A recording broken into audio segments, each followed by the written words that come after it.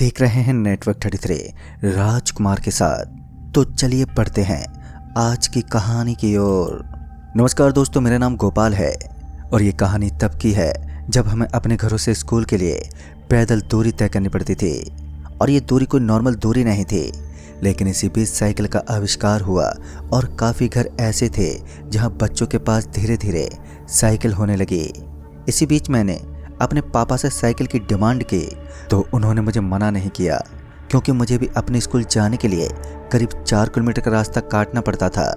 पापा मुझ पर दया करके साइकिल लाने को तैयार थे और कुछ ही दिनों में साइकिल भी घर आ गई। अब नई नवेली साइकिल थी तो चलाने का भी बहुत शौक था। कुछ भी हो जाए मगर मैं कभी भी स्कूल डिस्टर्ब नहीं करता था। रोज रोज स्कूल जाना ये सब मेरी साइकिल का इफेक्ट था। लेकिन एक दिन जिसने मेरी ज़िंदगी बदल दी, या फिर ऐसा कहें कि कुछ ऐसी चीज़ों को दिखाया जिसके बारे में मैंने कभी सोचा तक नहीं था, वो रविवार की शाम थी जब सुबह उठते ही मुझे तैयार होकर स्कूल के लिए निकलना था। मैं अपना पूरा बैग पैक करने के बाद रात को जल्दी ही सो गया था कि सुबह जल्दी उठकर हम स्कूल के लिए रवाना हो जाएं। इसी बीच मेरी मम्मी ने बताया कि मुझे सुबह बबीता आंटी के घर पर भी जाना है, जो स्कूल से थोड़ा आगे है। और अब मैं मना भी कैसे कर सकता था भला। मेरे पास मेरी साइकिल जो थी। सुबह जल्दी उठा और स्कूल के लिए निकल पड़ा। पता नहीं क्यों, लेकिन आज घर वाले मुझे कुछ ज़्यादा ही सावधानी बरतने का इशारा कर रहे थे। उनका मानना था कि आज वो रात है जो करीब 17 साल बाद संजोग से आई है। ग्रहों के नक्षत्र ने कुछ ऐसे नियम और कानून बनाए हैं जिनको तोड़ना मतलब अपनी मौत को दावत देने जैसा है। मुझे नहीं पता ये सब क्या चल रहा था, लेकिन पापा और मम्मी की बातें मुझे काफ़ी सीरियस होने के साथ साथ डरा भी रही थी। ऐसा लग रहा था मानो कुछ तो है जो मेरी समझ से काफ़ी परे है। फिर बाद में मैंने ज़्यादा ध्यान नहीं दिया और उठने के बाद मैं पूरे तरीके से तैयार हो गया और अब वक्त हो चला था स्कूल जाने का। लेकिन जाते वक्त मम्मी ने दादाजी की दी हुई एक माला मेरे गले में डाल दी। जहाँ तक मुझे पता था, दादाजी के मुताबिक इस माला को अपने गले में डालने के बाद आसानी से कोई भी काली माया की छाया हमारे ऊपर इतनी जल्दी हावी नहीं हो सकती। मुझे नहीं पता ये सब कैसे टोटके थे, लेकिन जो भी हो, अब मम्मी की बातों को टालना भी बिल्कुल सही नहीं था। फिर उसके बाद स्कूल की ओर चल दिया मैं। रास्ते में चलते वक्त जब दोस्तों से बात हुई तो सभी के बीच बस आज की रात के बारे में ही बातें हो रही थी। सबका कहना था कि आज अमावस्या की घनघोर डरावनी रात है और यह रात सभी रातों से बिल्कुल अलग और भयानक होती है। मगर ऐसा क्यों था और लोग इस रात से इतना क्यों डरते थे, इस बात को मैं उन सब से जानना चाहता था। लेकिन वो सब भी बस बनी बनावटी बातों को लेकर घूम रहे थे। अभी हम लोग बातें करते हुए चल ही रहे थे कि इसी बीच एक ट्रैक्टर वाले ने उस रास्ते पर इतनी ज़्यादा धूल उड़ा दी कि मेरे मुंह से गाली निकल गई। और उसके बाद वो पीछे मुड़कर देखता रहा, मगर वो आगे चला गया। उस ट्रैक्टर के आगे निकलते ही मेरी नज़र उस रास्ते के बीचों बीच लगे एक पल्लू पर पड़ी। लाल कलर का वो पल्लू किसी महिला का लग रहा था। हम सभी उसे देखते रहे, लेकिन बाद में ज़्यादा ना सोचकर उसके करीब से निकल गए। उस पल्लू के करीब से निकलते ही मेरे तो रोंगटे अपने आप ही खड़े हो गए। शरीर में बिजली सी दौड़ गई और कुछ अजीब सा हुआ। लेकिन फिर भी मैंने इन सब बातों को नज़रअंदाज कर दिया और एक लंबी सांस खींचते हुए अपने आप को शांत करने लगा। हम सभी दोस्त स्कूल में पहुंचे और जब हम स्कूल में पहुंचे तो बाकी दिनों के मुकाबले हम कुछ ज़्यादा ही जल्द ही पहुंच गए थे। दरवाजे के पास खड़े होकर हमारे मदन सर बात कर रहे थे और जब उनकी बात मेरे कानों में पड़ी तो मैंने सुना कि आज अमावस्या की रात है और काली शक्तियाँ आज अपनी चरम सीमा पर होंगी। आज मैं इन सब बातों को सुन सुनकर पूरी तरह से पक गया था। फिर उसके बाद लगातार 6 घंटे तक स्कूल की क्लास में बैठा रहा, जहां मुझे ऐसे किसी भी बात सुनने को नहीं मिली। जब स्कूल की आधी छुट्टी हुई तब मैं खाना खाकर फिर से स्कूल से निकला तो पता नहीं क्यों, लेकिन आज स्कूल वाले गांव में कुछ ज़्यादा ही सन्नाटा पसरा हुआ था। अब सब कुछ एकदम खामोश था, मानो लोगों को सांप सूंघ गया है। बस गिने चुने लोग ही वहाँ पर नजर आ रहे थे और अब ऐसा भी नहीं था कि धूप हो, क्योंकि इन दोनों तो ठंड का माहौल था। लेकिन इन चीज़ों की मुझे कोई परवाह नहीं थी। मैं स्कूल के बाहर अपने दोस्तों के साथ एक राउंड काटने के बाद वापस से क्लास में आकर बैठ गया और उसके बाद जब छुट्टी पूरी तरीके से हुई तो मैं अपने दोस्तों के साथ साइकिल लेकर वहाँ से निकल गया। हमारे स्कूल का नाम सरस्वती स्कूल था और उसके पीछे बबीता आंटी का घर भी था, तो मुझे वहाँ भी जाना था। पर मुझे क्या पता था कि मेरे सारे दोस्त मुझे छोड़कर चले जाएंगे और फिर मैं अकेला ही रह जाऊंगा। सारे के सारे दोस्त वहाँ से निकल गए और जब तक मैं बबीता आंटी के घर से कुछ सामान लेकर आया तो शाम के तकरीबन 5:30 बज चुके थे और ठंड के इस माहौल में धीरे धीरे पूर्व दिशा की तरफ से अंधेरा छाने लगा था।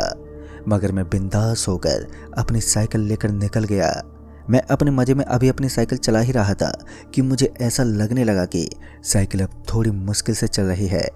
ऐसा लग रहा है मानो आगे वाला टायर दबा हुआ हो। जब मैंने आगे की तरफ झुकते हुए देखा तो मैंने पाया कि सच में आगे वाला टायर पंचर हो गया था, यानी कि एक और नई मुसीबत अब मेरे गले आन पड़ी थी। फिर मैं अपनी साइकिल से उतरा और मैं उसे पैदल पैदल आगे लेकर जाने लगा। इसी बीच मुझे एक ट्रैक्टर वाला दिखाई दिया।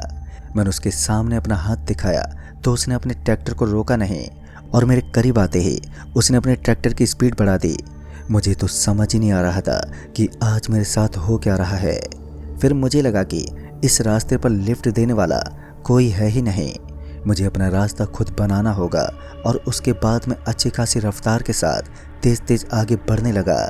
मैं उस जगह पर पहुंच गया था जहां पर मुझे वो लाल कलर का पल्लू नजर आया था। पता नहीं क्यों, लेकिन एक बार फिर उस स्थान पर पहुंचते ही मेरी नसों में खून तेज गति से बहने लगा। अब की बार तो हद ही हो गई थी। मेरे पाँव में दर्द होने लगा और ऊपर से घबराहट होने लगी। मेरी इतनी भी हिम्मत नहीं थी कि 2 कदम भी आगे पटक सकूं। उसके बाद मैंने साइकिल को वहीं रोक दिया और सड़क के किनारे बैठ गया और उसके बाद झाड़ू की तरफ से एक महिला निकलकर मेरी तरफ आती हुई नजर आई। उस औरत को देखते ही मेरी तो आंखें फटी की फटी रह गईं, क्योंकि इतनी रात को आज सभी लोगों के अंदर एक अलग दहशत बनी हुई है, तो ये औरत एक अलग ही रूप में इस रास्ते पर टहल रही है। इससे पहले मैं उस औरत से इस बारे में पूछता कि वो मेरे पास आकर रुकी और उसने एक धीमे स्वर में कहा, बेटा तुम इतनी रात भर यहाँ पर क्या कर रहे हो? तो मैंने उसे बताया कि मेरी साइकिल का टायर अचानक ही पंचर हो गया है। फिर वो औरत उस पल्लू के पास पहुंची जो आते वक्त भी मैंने देखा था। ये देखकर तो मैं एकदम भौचक्का रह गया, क्योंकि एक पल्लू भला इतनी देर तक यहाँ पर कैसे रह सकता है। मैंने उस महिला से कहा, आंटी आपका पल्लू यहाँ पर क्या कर रहा है? क्योंकि जब मैं स्कूल गया था तभी मैंने इसे देखा था। मगर उसने कोई जवाब ही नहीं दिया और जैसे उसने उस पल्लू को उठाया तो वहीं मेरी बॉडी नॉर्मल होने लगी। मुझे नहीं पता ये सब क्या हो रहा था, लेकिन इतना एहसास हो चुका था कि इस लाल पल्लू के पीछे कुछ तो रहस्य छुपा है, मगर मैं पहचान नहीं पा रहा था कि यहाँ पर हो क्या रहा है। फिर उस महिला ने कहा, तुम्हारा इतना रात भर यहाँ पर रुकना सही नहीं है, इससे अच्छा होगा कि तुम आज रात मेरे रूम पर रुक जाओ। उस महिला ने मुझे अपने पीछे पीछे आने का इशारा किया और उसका इशारा पाते ही मैं तुरंत उसके पीछे पीछे चल पड़ा। वैसे तो चारों ओर बड़ा जोरदार सन्नाटा था, पता नहीं क्यों, लेकिन आज पहली बार मैंने किसी पर इतनी जल्दी विश्वास कर लिया था। और अब धीरे धीरे अंधेरा अपनी चरम सीमा के साथ छाने लगा। सब कुछ एकदम वीरान हो चुका था और फिर वो महिला मुझे एक उजड़े हुए रास्ते से लेकर पता नहीं कहां पर लेकर पहुंची। मगर उस स्थान पर बहुत लंबे लंबे तंबू बने हुए थे और वहां पर बहुत ही लंबे लंबे पेड़ थे। उन पेड़ को देखकर ऐसा लग रहा था मानो मैं किसी जंगल के अंदर घुस गया हूँ। चारों तरफ सन्नाटा, खुद मेरे कदमों की आहट ऐसे गूंज रही थी जैसे वहां कोई मौजूद ही ना हो। उस जोरदार सन्नाटे को चीरने की कोशिश तो जारी थी, लेकिन सब नाकाम रहा। लगातार मेरे कदमों की आहट तो आ रही थी, लेकिन मेरे साथ चल रही उस महिला के कदमों की आवाज़ मुझे भी सुनाई नहीं दी। अभी मैं वहाँ से थोड़ी दूर और आगे तक चला ही था कि मुझे याद आया कि मैं इस महिला के पीछे क्या कर रहा हूँ। मुझे तो इस वक्त अपने घर पर होना चाहिए, ना कि इसके पीछे पीछे जाना चाहिए। मुश्किल से याद आने पर मेरे दिमाग घूमने लगा और उसके बाद मैं अपना चेहरा पीछे घुमाकर वहाँ से फिर से भागने लगा। इस बार मैं थमा नहीं और एक तेज रफ्तार के साथ एकदम से भाग खड़ा हुआ। अब तक मैं उन जगह को काटता हुआ आगे बढ़ रहा था जो कुछ समय तक पहले मैं उन्हें जानता तक नहीं था। मैं भागने की पूरी कोशिश कर रहा था, लेकिन मैं भाग ही नहीं पा रहा था। पता नहीं क्यों, लेकिन मेरा शरीर अंदर से टूटने लगा। मैं पूरी हिम्मत जुटाकर भी दौड़ ही नहीं पा रहा था। पता नहीं कैसे, लेकिन मेरे शरीर में एक अजीब सी घबराहट हो रही थी। अभी मैं थोड़ा और आगे गया ही था कि वो लाल कलर का पल्लू एक बार फिर मेरे इधर से उधर मंडराने लगा और जैसे मैंने उस पल्लू को देखा तो मैं भी पूरा थरथराने लगा।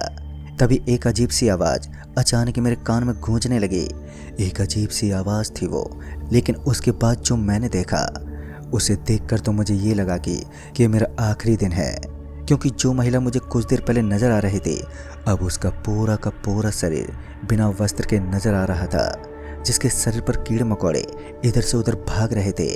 उसका शरीर अंदर से गला हुआ था और एक अजीब सी गंध के साथ वो मेरे सामने आकर खड़ी हो गई।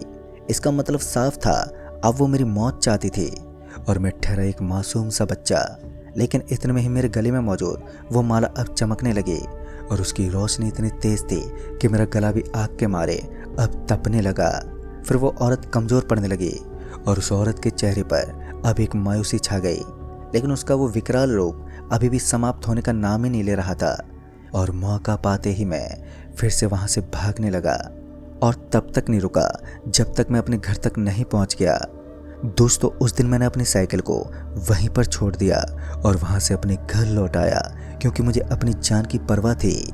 और घर आकर मैंने अपने घर वालों को सारी बातें बताई तो उन्होंने मुझे तुरंत ही एक तांत्रिक बाबा के पास छोड़ दिया। तांत्रिक बाबा ने बताया कि मेरे ऊपर किसी औरत का साया है। झाड़ फूक करने के बाद मुझे अपनी बॉडी नॉर्मल महसूस होने लगी, लेकिन तांत्रिक बाबा ने मुझे 7 दिन तक घर में ही रहने को कहा और मैंने वैसा ही किया। करीब 7 से 8 दिन के बाद मुझे अपने अंदर एक अलग ही एनर्जी का एहसास हुआ, मानो मैं पहले से काफ़ी ज़्यादा ताकतवर हो गया हूँ। दोस्तों, इस घटना को घटे अब काफ़ी वक्त बीत चुका है, लेकिन आज इन चीज़ों पर विश्वास करना मेरे लिए एक नॉर्मल बात है। रात में तो मैं अकेला अपने घर से निकलना तक बर्दाश्त नहीं करता और आज भी उस औरत की वो भयानक बॉडी मेरे शरीर के एक एक रोंगटे को खड़ा कर देती है। वो अमावस की भयानक रात मेरे लिए मौत का तूफान बन सकती थी। वो तो पहले से मम्मी ने दादाजी की माला मेरे गले में डाल दी, अन्यथा फौरन ही वो महिला मुझे अपने बलि का बकरा बना देती। दोस्तों, कहते हैं आज भी वो महिला अमावस्या के दिन किसी आदमी को ढूंढती है जिसकी बलि दे सके। जब तक वो किसी आदमी की बलि नहीं देगी तब तक उसकी आत्मा को मुक्ति नहीं मिलेगी। तो दोस्तों, इस कहानी में बस इतना ही। कहानी आपको पसंद आई हो तो वीडियो को लाइक शेयर जरूर कर दें और साथ ही हमें नीचे कमेंट बॉक्स में ज़रूर बताएं। तो मैं आपका दोस्त राजकुमार जल्द ही मिलूँगा ऐसी एक और नई कहानी के साथ। तब तक के लिए बाय एंड टेक केयर।